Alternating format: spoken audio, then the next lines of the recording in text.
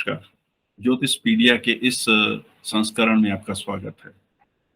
मैं विवेक सिंह और आज मैं आपको अक्षय तृतीया के बारे में एक संक्षिप्त जानकारी दूंगा। अक्षय तृतीया हमारी संस्कृति का अत्यंत ही महत्वपूर्ण पर्व है। इसका सामाजिक, व्यवहारिक और आध्यात्मिक हर रूप से एक विशेष स्थान है हमारी संस्कृति में, हमारे पर्वों में। अक्षय शब्द ही अपने आप में यह कहता है कि वह चीज जिसका, वह वस्तु, वह कार्य, वह विचार, वह मान्यता जिसका क्षय न हो। क्षय का अर्थ होता है खराब होना, समाप्त होना या बर्बाद हो जाना। लेकिन जो अक्षय है उसका अर्थ होता है कि जो शाश्वत है, जो निरंतर है, जो नित्य है, जो कभी समाप्त नहीं होता। तो इस दृष्टि से अक्षय तृतीया हमारे संस्कृति में एक अत्यंत महत्वपूर्ण पर्व है। अब ये अक्षय तृतीया होती कब है? भारतीय पंचांग जो है, कैलेंडर जो है, जो कि आजकल विक्रमी संवत से चल रहा है, भारत सरकार ने शक संवत को स्वीकार किया है। परंपरा से हम विक्रमी संवत को मानते हैं। तो विक्रमी संवत का जो पहला मास होता है वो होता है चैत्र मास, और उसके बाद दूसरा होता है वैशाख। तो ये वैशाख मास की शुक्ल पक्ष, उसकी तृतीया यानी कि तीसरी तारीख, तीसरी तिथि को होने वाला पर्व है, मनाए जाने वाला पर्व है। और इसका महत्व इतना अधिक है कि इस दिन भगवान बद्री नारायण का जो मंदिर है उत्तराखंड में, उसके कपाट खोले जाते हैं भगवान के दर्शन के लिए। लगभग 6 महीने के अंतराल के बाद, लगभग 6 महीने के अंतराल के बाद बद्री नारायण भगवान के मंदिर के कपाट खोले जाते हैं आज के दिन। इसके अतिरिक्त आज ही भगवान परशुराम का जन्म दिवस भी है।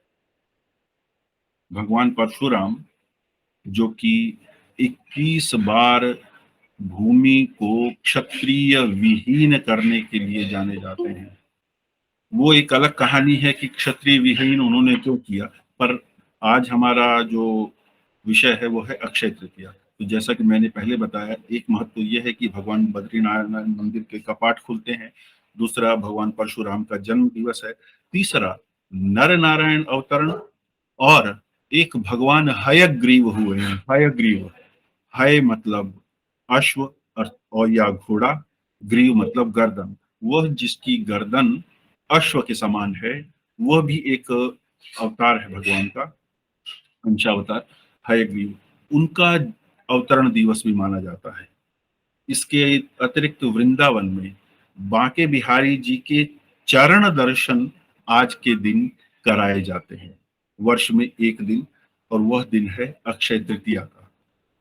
उसके अतिरिक्त एक और महत्वपूर्ण कारण है इस दिवस को मनाए जाने का, वह है, ये माना जाता है कि त्रेता युग इस दिन से आरंभ हुआ। तो अगर हम समअप करें, अगर उन सबको संक्षेप में बोलें, तो अक्षय तृतीया के दिन एक, त्रेता युग का आरंभ। दूसरा, नर नारायण और भगवान हयग्रीव का अवतरण दिवस। भगवान परशुराम का जन्म दिवस।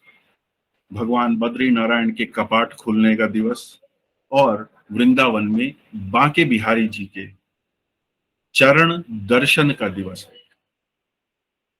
तो उस दृष्टि से ये एक अत्यंत ही महत्वपूर्ण पर्व है। अब यह अक्षय तृतीया का महत्व क्या है? अक्षय तृतीया अपने आप में स्वयं सिद्ध मुहूर्त मानी जाती है। वर्ष में 4 दिवस ऐसे हैं जो अपने आप में स्वयं सिद्ध अभिजीत मुहूर्त माने जाते हैं। अर्थात उस दिन कुछ भी कार्य किया जाएगा तो वह, उसमें कुछ अलग से मुहूर्त देखने की आवश्यकता नहीं है, वह शुभ है। और ये चार जो दिवस हैं, चार स्वयं सिद्ध अभिजीत मुहूर्त हैं, उसमें एक है चैत्र प्रतिपदा, जिसको महाराष्ट्र में गुड़ी पड़वा कहते हैं, और अन्यत्र अ, देश के अलग अलग राज्यों में अलग अलग नाम से जाना जाता है। चैत्र मास का प्रथम दिन जो नव वर्ष प्रतिपदा होता है, उसे स्वयं सिद्ध मुहूर्त माना जाता है। दूसरा अक्षय तृतीया को माना जाता है। तीसरा दशहरा, विजयदशमी, वह अपने आप में स्वयं सिद्ध मुहूर्त है। और चौथा दीपावली से पहले जो प्रदोष होता है, उस समय को स्वयं सिद्ध मुहूर्त माना जाता है। इस दिन कोई भी कार्य आरंभ करने में कोई भी संकोच करने की आवश्यकता नहीं है, यदि कोई अन्य मुहूर्त न मिलता हो तो। ये और अक्षय तृतीया इसलिए महत्वपूर्ण हो जा रही है, जैसा कि मैंने बताया कि ये तो 4-5 महत्वपूर्ण चीजें होती हैं, और नाम भी अक्षय है, जिसका क्षय नहीं होता, जो समाप्त नहीं होता। तो अक्षय तृतीया को मनाया कैसे जाए? बहुत साधारण रूप से हमें समझना है, कुछ बड़े वाली बात नहीं है। हमें वो कर्म करने चाहिए जिनका फल अक्षय होता है, और वो नहीं करने चाहिए जिनके फल का क्षय होता है। अब वो क्या है जिनके फल का क्षय होता है? मैं अपने लिए नया वस्त्र ले रहा हूं, वो ठीक है, हम ये मान सकते हैं कि हम जीवन भर नए वस्त्र लेते रहेंगे, लेकिन ये क्षय होने वाली चीजें हैं। जो आज वस्त्र नया है, कल को पुराना हो जाएगा।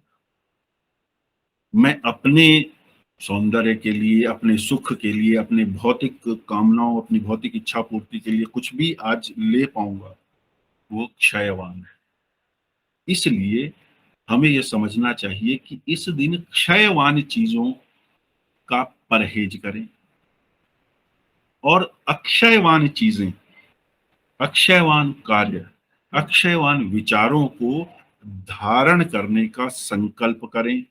भगवान से प्रार्थना करें कि हम उन अक्षयवान कार्यों में अपने जीवन में लगे रहें। अब जैसे क्या है, वो अक्षयवान क्या है? परोपकार, परमार्थ, दान, जप, तप, आध्यात्मिक साधनाएं,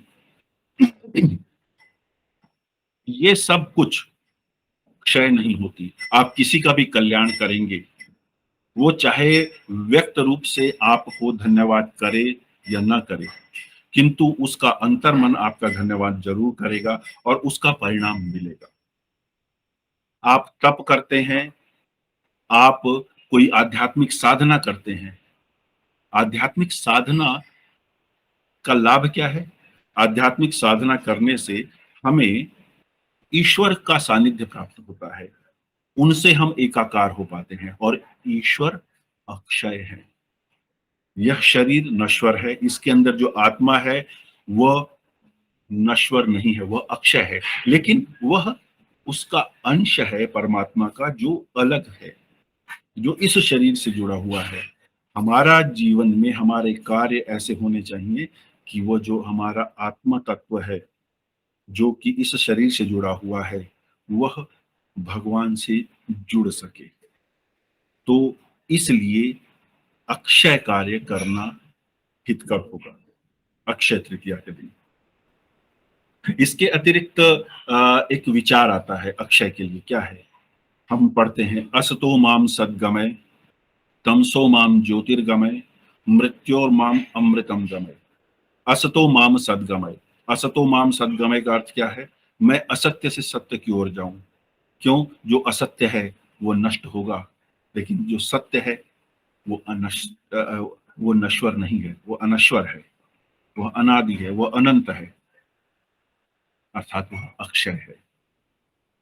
तमसो माम ज्योतिर्गमय, अंधकार, अंधकार जब समाप्त होता है, ज्योति जब प्राप्त होती है, तब आपको कोई नहीं रोक सकता, चाहे वो भौतिक ज्योति है, चाहे वो वैचारिक ज्योति है। तो जब आपको कोई नहीं रोक सकता, यानी कि आपके वेग को, आपके विचार को कोई नहीं रोक सकता, अर्थात आपका वह वेग, वह विचार, वह कार्य अक्षय है। मृत्योर्माम अमृतम गमय। मृत्यु अपने आप में ही अंत है, यानी कि मृत्यु शब्द ही क्षय का है। जो चीज समाप्त हो रही है, जो चीज बर्बाद हो जा रही है, जो नष्ट हो जा रही है, उसका नाम मृत्यु है। मृत्यु से मैं अमरता की ओर जाऊं, तो जब मैं अमर हो गया यानी कि अक्षय हो गया। तो इसलिए अक्षय तृतीया को सही रूप में समझने का अर्थ यह है कि इस दिन मैं वह कार्य करूं जो मुझे, मेरी आत्मा को अक्षय वर दे। भौतिक संसाधनों की दृष्टि से भी ये होता है कि हम ये मानते हैं कि आज के दिन जो चीज खरीदेंगे, नया कार्य आरंभ करेंगे, मुहूर्त की दृष्टि से भी वो अच्छा होगा, उसमें कोई बुराई नहीं है। लेकिन हमें उस पक्ष का ध्यान अवश्य रखना चाहिए जहां से हमें एक सततता मिले, हमें ज्योति मिले, हमें अमरता मिले, ताकि हम वास्तव में अक्षय हो सके। या वो जो अक्षय ईश्वर है, वो जो अनश्वर ईश्वर है, वो जो अनादि है, उससे हमारा सानिध्य बढ़े, बने और बेहतर हो। यह अक्षय तृतीया का मूल भाव है। यह, या इस मूल भावना से यदि हम अक्षय तृतीया को मनाते हैं तो वह हमारे जीवन में लाभकारी हो। उसके अतिरिक्त क्या है कि अब इसमें और क्या किया जाता है। अक्षय तृतीया के दिन विवाह आदि भी, जब किसी को कोई मुहूर्त नहीं मिलता है तो अक्षय तृतीया के दिन विवाह आदि कराने का भी एक वो परंपरा है। उसके अतिरिक्त जैसा मैंने बताया, अक्षय, इस दिन हम अपने पितरों का पिंडदान इत्यादि, अपने पितरों के प्रति समर्पण, उनकी मुक्ति की प्रार्थना, उनके निमित्त दान इत्यादि यदि करते हैं तो वह अत्यंत ही फलदायी होता है, क्योंकि उस दिन का दिया गया दान अक्षय दान होता है। वह दान नष्ट नहीं होता, वह स्वीकार होगा ही होगा। तो इसलिए उस दिन अपने पूर्वजों, दिवंगत जो पूर्वज हैं, उनको नमस्कार करना चाहिए। उनके निमित्त कुछ न कुछ दान इत्यादि अगर कर सके वह अच्छा होगा। इसके अतिरिक्त अब प्रश्न आता है कि दान किया क्या जाए। तो इस दिन दान करने के लिए क्योंकि देखिए, ये भी समझना होगा कि जो वैशाख का महीना है, यह बढ़ती हुई गर्मी का महीना है, और अंग्रेजी कैलेंडर के हिसाब से ये मई का महीना आ गया। मई और जून की गर्मी भारतवर्ष में बहुत ज्यादा तेज होती है, और उत्तरोत्तर तेज होती जाती है मई के अंत तक। उसके बाद थोड़ी वर्षा ऋतु आनी शुरू होती है, तो धीरे धीरे तापमान थोड़ा कम होता है। किंतु इस समय की जो गर्मी होती है वह झुलसाने वाली, सुखाने वाली गर्मी होती है। तो एक तो उस दृष्टि से देखा जाए तो जो भूमि पर चलने वाले हैं, वह भूमि पर चलना दुष्कर होता है, तो पांव की पादुकाएं, खड़ाऊ, जूते इत्यादि दान करना अत्यंत शुभकारी है। धूप है तो छाता, गर्मी है तो पंखा, यह दान करना अत्यंत शुभकारी है। इसका फल अक्षय होगा। जल से भरे हुए पात्र दान करना। आजकल के समय में जल से भरे हुए पात्र तो नहीं दान होते। एक समय ऐसा था जब हम छोटे थे, तब हम देखते थे कि किसी भी वृक्ष के नीचे या किसी भी स्थान पे जहाँ पे आसान इधर उधर आसपास कहीं पानी उपलब्ध नहीं है, तो लोग क्या करते थे, वहां पे उन्होंने रेत रखा और उस रेत के ऊपर बड़े बड़े घड़े पानी भर के रख दिए। उसको रोज सुबह वो भर देते, तो वो पेड़ की छांव में वो ठंडा भी रहता, और जो भी पथिक आता जाता है तो उससे वो पानी पी लेता। तो ये जो जल से भरे हुए पात्र का दान, चरण पादिकाओं, खड़ाहू, जूते चप्पल का दान, छतरी का दान, पंखे का दान, ये विशेष महत्व रखता है अक्षय तृतीया में। दान आप कुछ भी करिए, चावल कीजिए, दाल कीजिए, दूध कीजिए, शक्कर कीजिए, वो भी लगेगा। लेकिन उपादेयता की दृष्टि से, यूटिलिटी के व्यू पॉइंट से, तो अगर हम देखें, क्योंकि ये मौसम गर्म होता जा रहा है, तो उस दृष्टि से हम यदि इन वस्तुओं का दान करें, वो बहुत ही लाभकारी होता है। और पूजा की विधि, तो पूजा की विधि का कोई विशेष नहीं है। हम जैसे दैनिक पूजा करते हैं वैसे ही अपनी दैनिक पूजा करेंगे। अगर विशेष कराना है तो किसी योग्य ब्राह्मण को बुला के आप करा सकते हैं। लेकिन उसका जो मूल तत्व या मूल सार है, वो यही है कि हमें अपने जीवन में जो क्षयवान वस्तुएं हैं, उनको भौतिक रूप से और वैचारिक रूप से दूर रखना है, और जो अक्षयवान चीजें हैं, उन्हें भौतिक रूप से भी और वैचारिक रूप से भी अपने जीवन में आत्मसात करना है। यह मूल सार है अक्षय तृतीया का। और शुभत्व की दृष्टि से तो मैंने बताया कि इस हमारे संस्कृति में वर्ष में 4 दिन ऐसे हैं जो स्वयं सिद्ध मुहूर्त हैं। पहला है नववर्ष की प्रतिपदा, दूसरा है अक्षय तृतीया, तीसरा दशहरा और चौथा दीपावली से पहले का प्रदोष का काल। तो ये स्वयं सिद्ध मुहूर्त हैं, तो उस दृष्टि से भी अक्षय तृतीया का विशेष महत्व है। और जो लोग मुहूर्त देखते हैं, जो मुहूर्त में विश्वास रखते हैं, और वे अगर उन्हें अपने कार्य के अनुरूप कोई मुहूर्त नहीं मिल पाता, तो अक्षय तृतीया के दिन ये किया जा सकता है। यह 3 मई को पड़ रहा है। 3 मई को आप इसको मना सकते हैं, मनाना चाहिए। और क्योंकि जैसे अब गर्मी पड़ रही है, कम से कम उत्तर भारत में तो बहुत चिलचिलाती गर्मी पड़ने लग गई है। तो यहाँ पे तो यदि आप, जैसे यहाँ पे वो मीठा ठंडा जल पिलाने के, यहाँ पे उसको लोक भाषा में उसको छबील कहते हैं, प्याऊ भी कहते हैं, उस तरह का भी कोई कार्य करेंगे उस दिन, वह भी बहुत शुभ फलदायी होगा। क्योंकि जल पात्र का दान कर रहे हैं, जल से भरे पात्र का दान करने का तो शास्त्रीय विधान है। तो उसका एक बदला हुआ रूप यह है कि आप जो भी पथिक हैं उनको एक सामान्य शीतल जल भी अगर दे देंगे, तो उनके अंदर जो तृप्ति का जो भाव आएगा, वह आपको अक्षय वर देके जाएगा। तो ये थी अक्षय तृतीया की थोड़ी सी जानकारी। और इससे अधिक मुझे लगता नहीं। हाँ, एक बहुत रोचक चीज और भी है, जैसे कि एक आंचलिक अंतर होता है।